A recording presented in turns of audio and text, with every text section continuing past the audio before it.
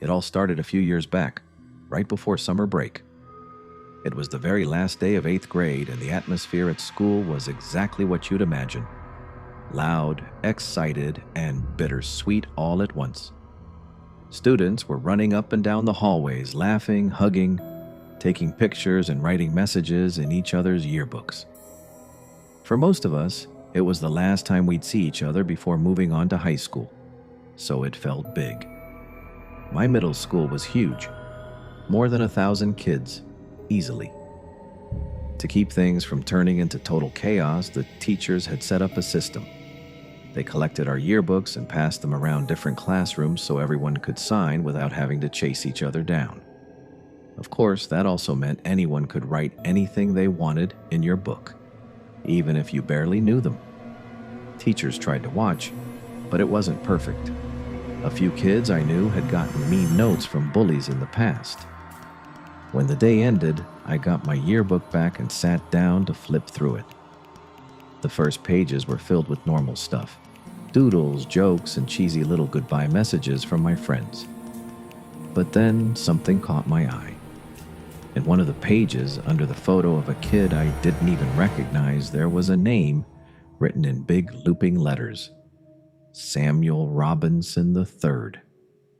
I'd never heard the name before in my life, and the message under it wasn't just odd, it was a little creepy. It said, "Have a great summer. I'll be seeing you again." That was it. No inside joke, no explanation, just that.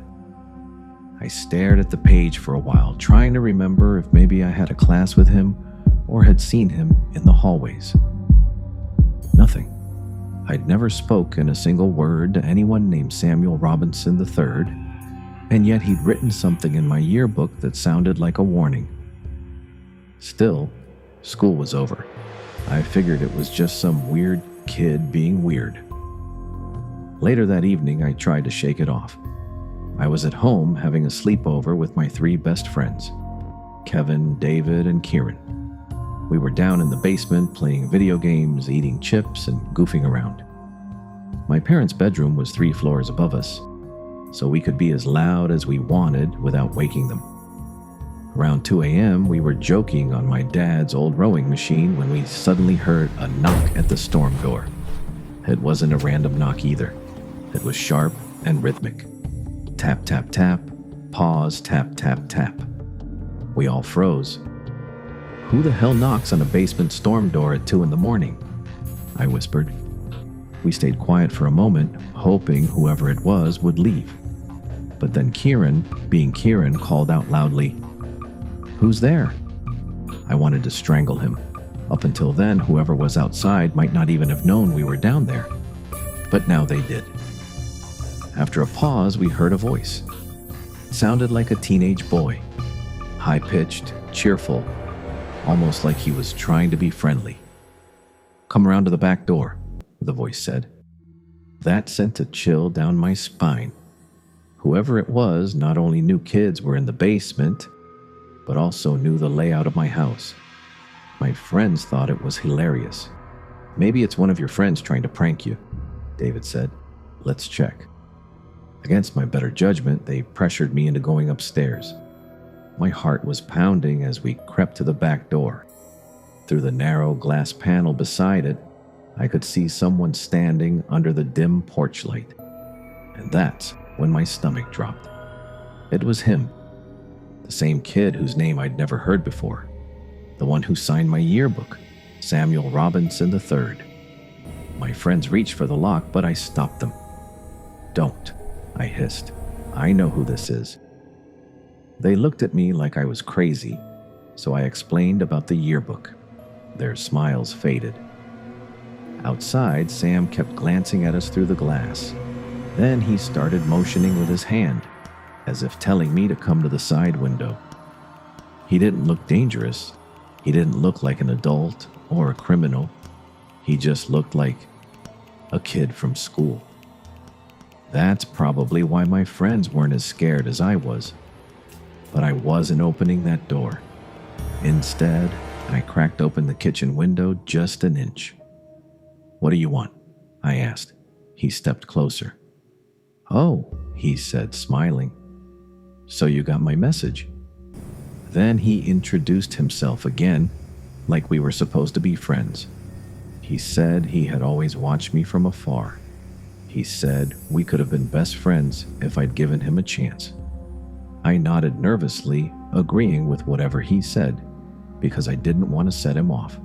Then I asked a question that was burning in my head. "How do you know where I live?" He didn't answer. Before I could say anything else, David, ever the loudmouth, shouted, "You're a freak, man. Go away." Sam's smile vanished. His head tilted to one side like he didn't understand. Then his face twisted into pure rage.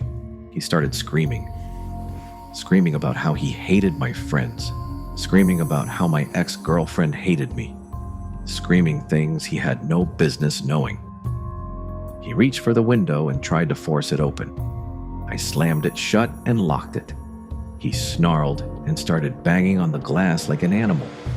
For a moment, I thought he was going to break it and crawl through. The noise must have woken my parents because we heard footsteps rushing down the stairs. That's when Sam bolted. My dad ran outside in his underwear but came back a few minutes later shaking his head. "He's gone," he said. For some reason, my parents didn't call the police. They said they'd handle it with the school the next day. Maybe they didn't want to make things worse. Maybe they didn't believe it was serious. The next morning, they called the school. What we learned chilled me to the bone. Samuel Robinson III had been expelled weeks earlier. He wasn't even supposed to be at the school on the last day. The yearbooks had been printed before his expulsion, which was why his photo was still inside. That meant he'd snuck into the school just to write that message to me. No one could track him down after that. It was like he and his family vanished. No address, no phone number, nothing. To this day, I have no idea how he knew where I lived. That's the part that still keeps me up at night. My parents stayed on edge for weeks, checking the locks twice before bed, keeping the porch light on. Eventually, life went back to normal on the surface, but living in that house has never felt the same since. Thanks for watching. If you enjoyed this, go ahead and hit the like button, subscribe to my channel, and turn on the notification bell so you don't miss the next scary story.